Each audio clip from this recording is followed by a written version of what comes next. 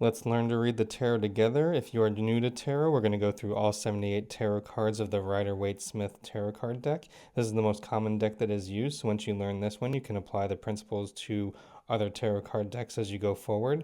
I actually teach people how to read tarot cards. So if you're interested in that, I've got links in my bio for other videos or my courses, as well as I host an international tarot reading contest that's in its 5th year. So let's get started through the cards. These are going to be the most top of mind words or phrases that should come to mind as you see each of the cards pop up. Obviously, there's more depth to each of them, but for the beginning, this is the things you should have as you go through your journey to start to read tarot cards for others. We're going to start with the Major Arcana. The Major Arcana is messages from your guardian angels or spirit guides, whatever you choose to believe in. And these are the cards that carry a lot more weight in the tarot because the intent is to try to keep you on your spiritual path and guide you on your journey. The first one here is the Fool. So the message here is to really, it's a carefree journey, a new fresh start, free of baggage. The Magician here is manifesting what you want here on the earthly plane. The High Priestess is really all about trusting your gut. You got lots of moon and watery energy, so trust your gut when the High Priestess comes up. The Empress is really the unconditional love like your mother would have, or it can also be a little bit overbearing or over-controlling, but it really is unconditional love for what you do on your journey. The Emperor, this is my Who's the Boss card because the Emperor is ruled by Aries. This is saying sometimes you got to be in control of your journey. The Hierophant, this is the hidden peer pressures or expectations that others may have for you. Sometimes you have to overcome that. The Lover's card, this is really, either true love or love from a past life or really resonating emotionally with something that's really made for you, really brought to you by your spirit guides or guardian angels. The Chariot, I call this my herding the cats card because this is really all about making sure that you get organized, take all the resources that you have and get things moving in the direction you want your life to go. Strength, willpower, or force card. This is all about using your inner strength and willpower to really control things as you want them or overcome challenges and obstacles. The Hermit, this is my first favorite card in the tarot. So the Hermit is really all about looking within yourself for that inner wisdom. Sometimes it's not about taking action or doing things. Sometimes it's about looking within yourself for the answer. The Wheel of Fortune. Some say this is really related to destiny. I also see it as the ups and downs of life. Life is going to have this journey up and down. It's not always going to be positive, not always going to be negative. But a lot of this is really about, just trusting the journey that life is going to bring you, that some things we just can't control. Justice, you can see the two-sided sword here as well as the Libra scales. So justice is all about karma. So what this says, and you see this card, is that karma is coming into play in this situation. So treat everyone kindly. The Hanged Man. So this is really kind of caught between two worlds. Usually it's, the earthly plane, all of your people around you, and some kind of spiritual calling that you have, but you feel stuck between two worlds pulling you in different directions. The Death card, it's not really a scary card. It's about kind of clearing out the old to make way for the new and transformations. Caterpillar's got to turn into a butterfly at some point. So sometimes you need to shed some things to become who you're meant to be. The Empress, this is like a 2 in numerology. So the main message of this card is to, really see both sides of the situation, understand both points of view. The Devil card, this is really also about, not being caught in the trappings of the earthly plane. So this is really getting to not get caught by power or money or, attractiveness, really making sure you focus on your spiritual journey, not the earthly plane. The Tower, this is like having the rug ripped out from underneath you because things, relationships, businesses, careers, things that aren't built on a firm foundation will crumble down eventually. The Star card is all about hope. You can see this kind of here. If you have a North Star or something that's guiding you on your journey, you're going to have more energy and resources to overcome any barriers or obstacles that come in the way.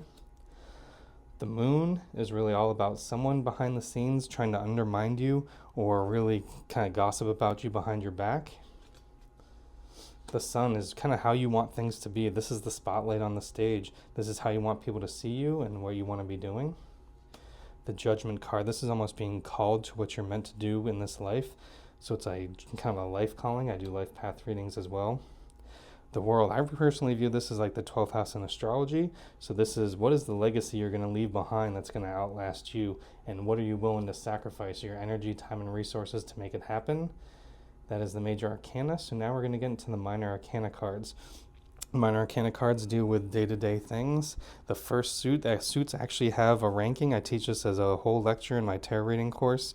The suits have a rank order, and it does matter and help you track whether someone's going forwards or backwards in their journey for their spiritual path. And we're going to start with the wands. Wands really deal with fire sign energy, so this is why it's often related to your career or your hobbies. Really, I call it the alarm clock, things that'll get you up in the morning or things that'll get you out of bed. Aces in numerology are one, so this is a new beginning. So this is a new beginning in something that really you were interested in. It's a hobby or career or job. That's why I almost see the clouds. It's like it's a gift coming to you from the universe. Two of Wands is there's a decision that needs to be made and you need to make a choice. Three of Wands is you have made your choice. Now you're just waiting for your ships to come in. You're waiting to see how the universe reacts to the choice that you just made. Four of Wands, four in numerology is a very stable number. So this is a stable home life that can support you on your journey. Fives in numerology are all about change. So you have to change the way you're approaching the situation to stand out from the crowd. It's too competitive for you, whether that's, seeking a romantic partner or seeking a job or standing out in any field that you are in. Six of Wands, this is a traditional victory card. Six is about balance in numerology, but this is achieving balance by actually achieving some of your goals and your accomplishments and being victorious. The Seven of Wands, I call this the haters card. So this is once you achieve something, you gain a little bit of higher ground. Now people start to speak out about you. So this comes up if you have a promotion and people start saying you're not really worthy. I don't think you deserved it. 8 in the Wands is really all about busyness. So this is it could be lots of travel to different cities. This can also be just busy running errands around town away from home, or it could be busy mental thoughts. So many things going on, you can't get clarity of your mind. The Nine of Wands, this is really feeling very defensive. So you can see almost building the stockade wall here. You feel like you need to be very defensive because you're really worried about others coming to attack you. The 10 is Ten of Wands is a burden that's getting too heavy to carry anymore. So usually this says you need to level up or move on your journey. You have grown as far as you can where you are, and now it's time to move on. Now in the tarot, my reading, I have at least 2 lectures on the court cards. They can be very difficult for you to read in the beginning. However, I have a 4x4 grid on how to do it. You can see other videos that I have on that. The Page of Wands really means it's a fertile environment for things that will spark your interests, whether it's hobbies, career, or work-related things. The Knight of Wands is new messages coming in. So I see this as this could be, job opportunities, interviews, things like that. Queen of Wands, this is really almost kind of internally. Queen is the king, the internal energy mastery. So you know what you want to do internally, you just haven't taken any action upon it yet. And the kings are the action takers. So this is kind of almost this would come up if you're wanting to start your own business, right? Because you know what you want to do and you know exactly what it is. And now it's right time to take action on it. Now the Pentacles suit is really all about things on the physical plane, resources that you can access. That's why it's often associated with money. I've seen it with health and mental health. And what do you need to move through life on your journey? So back to our same order of numerology, I have a very popular lecture on numerology. And how, when you get in a jam, the numerology can help you read your tarot card readings a lot easier. Aces are, again, new beginnings. So this is new beginnings, and it can be physical plane things. This could be money. So whether that's a new opportunity or a new business thing coming into you. This is the Juggler. 2 of Pentacles is really juggling. You've got a lot going on. And the best advice of this is just keep juggling them so you don't drop any of the balls that you are trying to keep in the air. 3 of Pentacles, 3 in numerology is like a creative number. So this is about celebrating a milestone on the journey. So they've created one archway here of the cathedral. It's not completed. However, you got to celebrate the small milestones on the way of the journey. 4 of Pentacles, this is the miser. So the miser is someone who has a little bit of resources, but they're actually so afraid of losing it. You are so afraid of loss that you're actually holding yourself back. You're getting stuck because you're not able to move forward or experience new opportunities that come to you because you're too afraid of losing what you already have. 5 of Pentacles, so this is a short 5 in numerology against change. This is a short-term loss in money or health. This could be like short-term illness or medical bills, all those kinds of things that are short-term losses. Six of Pentacles. Six is about, again, achieving balance in numerology. So the Six of Pentacles, use your own gifts or resources to help others.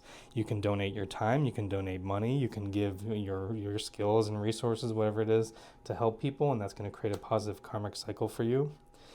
The Seven of Pentacles here. Seven in numerology is kind of like the hermit energy. So this is pause and reflect. What this says is you're waiting for your crops to come in, right? So your crops are growing. It's not yet harvest time. However, you basically how they're going to turn out is based on how much effort you put into it. Did you plant the seeds right? Did you water them daily? Well, then you're going to reap a great harvest. The Eight of Pentacles, eight in numerology, is all like a karmic number. So this is all about the apprentice putting in the work. If you put in the work, you will reap the rewards.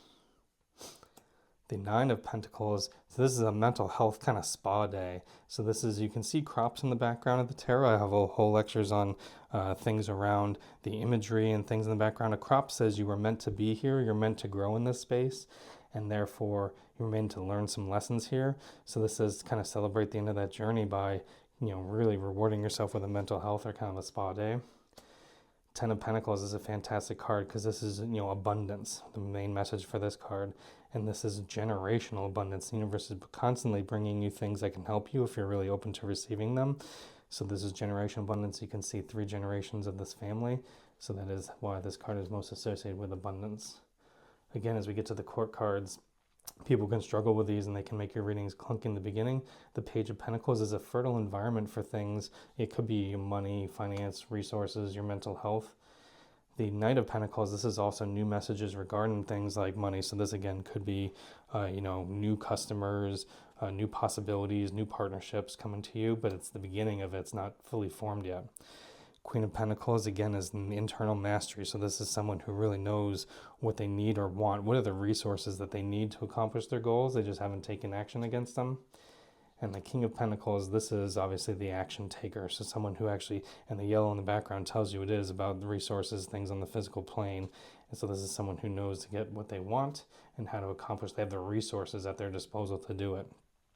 Next suit is the swords. In the old days, they used to fight. This is really a suit of a lot of conflict and stuff like that. In the old days, they used to have, sword fights and so forth. If you take the word swords and move S to the back, you have words, because we tend to fight these days with words rather than swords. So in this end, it's all about communication and your thoughts. So in this case, the Ace of Swords is you are up for a new challenge. Whatever it is that's coming your way, you are up for it. You are, preparing yourself. It's like on guard. You're preparing yourself for that because you are really prepared to take on whatever challenges come. Two of Swords, I love this one. I kind of call it my TiVo or my pausing. You need to shh the whole universe or everybody around you so that you can really get clarity on your thoughts. So this is about trying to pause all that external people. People may be giving you a lot of information, but sometimes you got to quiet all the noise so you know what you're thinking about. Three of Swords is a classic breakup or betrayal card. At its root energy, it's really a release of pent-up communication or emotions. So that can be things like, maybe I haven't seen someone else, or maybe it's a love triangle, those kinds of things that can kind of come up. 4 in numerology is, again, a very stable number. So the 4 of Swords is really all about meditation, collecting your thoughts, and really getting alignment between your thoughts and what you want to do. 5 of Swords is win the battle but lose the war. So what this really means is you need to change the way you're thinking or communicating, because if you get in the circular fights where you're just going round and round and round and not making any progress, then you're not really going to get the goals that you want out of it. You need to make a different approach to actually get the goal that you want. 6 of Swords, so this is, again, trying to achieve balance. Sometimes it says you need to make a physical move in order to achieve balance. That's why the water is rough on this side of the boat and then smooth on the other side of the boat. So sometimes a physical change, whether it's changing, where you live, or changing which city, whether apartment to house, or changing a city, that'll achieve more balance. Physically leaving an environment that may not be right for you. 7 of Swords, so this is the thief. This is, I call it an emotional vampire. So this is someone who has an uneven relationship with you. They're very needy. They always need your advice and support, but they're not there when you need them. The 8 of Swords, this is my damned if you do, damned if you don't card. You know the right actions you need to take. However, the short-term pain of doing it is actually making you hesitate. So you're actually not kind of solving your own problem because you are hesitating and getting in your own way. Nine of Swords is one of the most literal cards within the tarot deck. It is exactly what it looks like. It is conflict, drama, things that are keeping you up at night that you need to resolve. Ten of Swords, it looks even worse, but it's actually not as bad. This does admit that the really hard time, bad things have happened, but the main message, since the 10 is a new 1 in numerology, it's a new beginning. So it says the worst is over.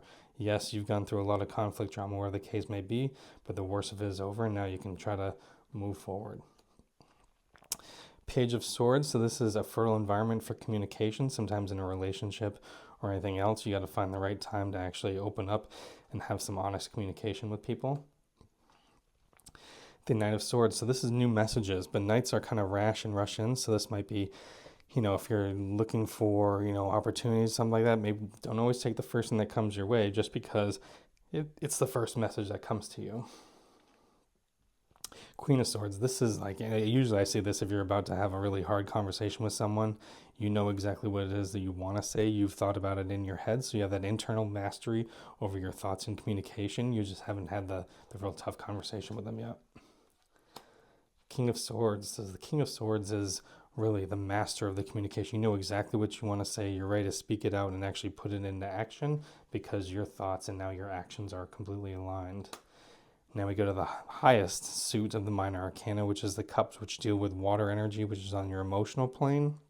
So that's why this is often related to relationships and emotions for you. So the Ace of Cups is, again, new beginnings on the emotional plane. So this is why it's often associated with new relationships, potentially even being pregnant or having babies, things that you're going to love that seem to be gifts from the universe. Two of Cups, this is like an emotional spark. So this is like meeting someone and feeling like you've known them before, you have a real tight connection with them, something you really can't put into words, but it's an emotional spark when you meet someone new. Three of Cups, 3 in numerology is a social creative number. So 3 of Cups is really almost a happy hour. So it's socializing with other people and you'll rub off on each other. So if you are in a bad mood, they can lift you up and support you. 4 of Cups is the classic frustration card. You have some cups, but you're fixated on something else, so you are emotionally frustrated in this current situation. 5 of Cups is my don't cry over spilled milks card, because really you have a lot of cups here, but you're only focused on what's spilled and not what you have left behind, and that's going to hold you back. 6 of Cups, so this is, again, achieving balance through emotional balance. This is having a lot emotionally, feeling really confident that you can actually start to fill up other people's cups, where you can become a positive emotional resource for other people because you've kind of taken care of yourself.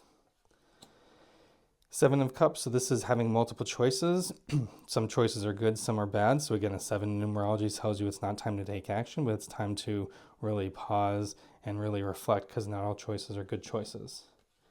8 of Cups, I love this card. So this is almost like going on a spiritual journey, a spiritual awakening. So it's having a lot emotionally, but actually leaving it behind because you want to seek something else. Usually it resonates with you more on the spiritual plane. So it's almost like a true kind of spiritual calling, the awakening within you that helps you on your journey. 9 of Cups is the genie. So this is really make your wish to the universe and whatever would fulfill you emotionally, and then the genie can help you manifest that. 10 of Cups, I call this my Hollywood ending card, because this is like the end of credits of the movie. You get exactly everything that you want. You've got the kids, the family, the house, anything that you want. So this is really manifesting everything that you would want emotionally at like the Hollywood ending at the end of the movie. The Page of Cups is a fertile environment for new relationships. So this is whether you move to somewhere new, like to a college town or someplace with a busy social scene. So it's a fertile environment for you to seek new relationships if that's what you're looking for. Knight of Cups, this would be like a suitor. This would be like someone trying to talk with you or ask you out on dates, trying to spend time with you. So this is someone who really wants to kind of get to know you or spend more time with you. The Queen of Cups is obviously the internal mastery of your emotions. So usually this comes up in relationship readings. Do I want to date this person? Do I want to be in a relationship? You know internally what you want because you've already kind of sat with that emotions and what you're thinking about. You just haven't really communicated it yet. Whereas the King of Cups is you are the master. You're actually taking into action. So you actually know exactly how you're feeling and you're actually going to manifest it. That's why this card is also associated with, people you've been in a relationship for a long time. So this could be, in relationship readings, your current significant other, whereas other cards will represent potentially a different person if there's a love triangle. So this is all the cards of the Rider-Waite Tarot card deck. Again, if you have any questions, put comments in the chat of other videos you'd like to see. But obviously check out any of the other stuff I have in my bio and description, and to see if you want to join any of my tarot courses or my tarot reading contests or watch my other videos. Thanks.